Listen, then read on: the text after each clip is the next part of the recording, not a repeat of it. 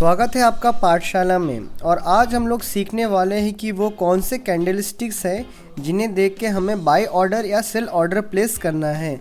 और इस वीडियो में हम लोग खाली सिंगल कैंडलस्टिक के ऊपर ही ध्यान देंगे। So let's start. पहला, डोजी। डोजी मतलब मार्केट का ओपनिंग प्राइस और क्लोजिंग प्राइस सेम होना चाहिए, और उसके बाद दिन अगर मार्केट अपवर्ड शो करता है तो हमें बाय ऑर्डर प्लेस करना चाहिए, और अगर उसके बाद दिन मार्केट बेरिश शो करता है तो हमें सेल ऑर्डर प्लेस कर देना चाहिए। और डोजी कंफर्म होने के लिए इन सारे कंडीशंस का सेटिस्फाई होना ज़रूरी है।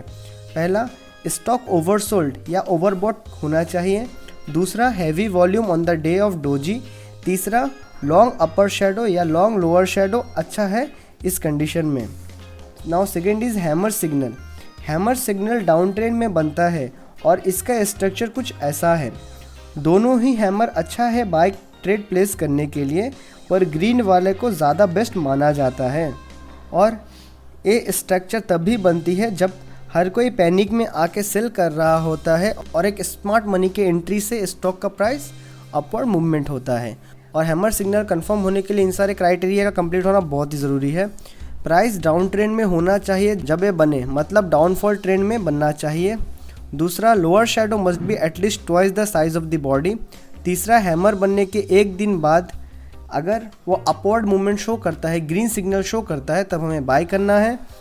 चौथा, हैमर के अपर और लोअर शेडो नहीं होना चाहिए, एकदम छोटा शेडो भी नहीं चलेगा, और उसका जो टेल है वो एटलीस्ट दुगना होना चाहिए उसके बॉडी से। Now third is hanging man. Hanging man upward trend में बनता है, और जब भी हैंगिंग मैन बने तब हमें इन सारे चीज़ों को देखना है और उस अनुसार सेल कर देना है। हैंगिंग मैन मोस्टली रिप्रेजेंट करता है सेलिंग के लिए, और हैंगिंग मैन कंफर्म होने के लिए ये सारे कंडीशन को कंप्लीट होना बहुत ही ज़रूरी है। पहला, स्टॉक मार्केट अप ट्रेंड यानी बुलिश में होना चाहिए ये सिग्नल बनने से पहले। दूसरा, लोअर शेडो एटलीस्ट 2 गुना होना चाहिए उसके बॉडी से। तीसरा, हैंगिंग मैन बनने के बाद दिन कैंडलस्टिक कंटिन्यूअस सेलिंग शो करना चाहिए। चौथा, हैंगिंग मैन स्ट्रक्चर के ऊपर कोई भी स्मॉल शेडो नहीं होना चाहिए। Now fourth, inverted hammer.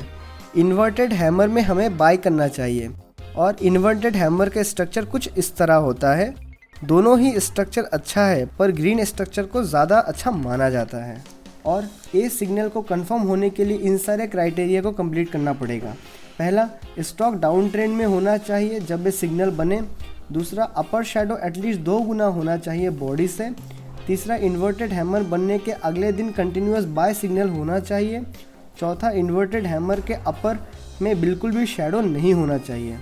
Now fifth is shooting star. Shooting star हमेशा अप ट्रेंड में बनता है जब मार्केट अपवर्ड मूव करता है, और इसका स्ट्रक्चर कुछ ऐसा है। और इस सिग्नल को वेरीफाई होने के लिए इन सारे क्राइटेरिया को पास करना बहुत ही ज़रूरी है। पहला, स्टॉक अप ट्रेंड में होना बहुत ही ज़रूरी है जबकि ये सिग्नल बने, या फिर मार्केट अप ट्रेंड में होना चाहिए इस सिग्नल बनने से पहले। अपर शेडो कम से कम ट्वाइस होना चाहिए बॉडी से। शूटिंग स्टार बनने के अगले दिन कंटिन्यूअस सेलिंग रिप्रेजेंट करना चाहिए।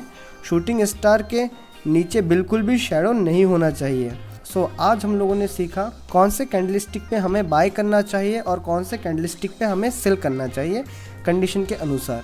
सो अगर आप मेरे वीडियोस को मिस नहीं करना चाहते हो तो सब्सक्राइब कीजिए और बेल आइकन को प्रेस कर दीजिए।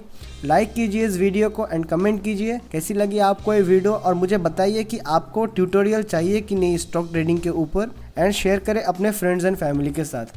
Finally, goodbye, take care.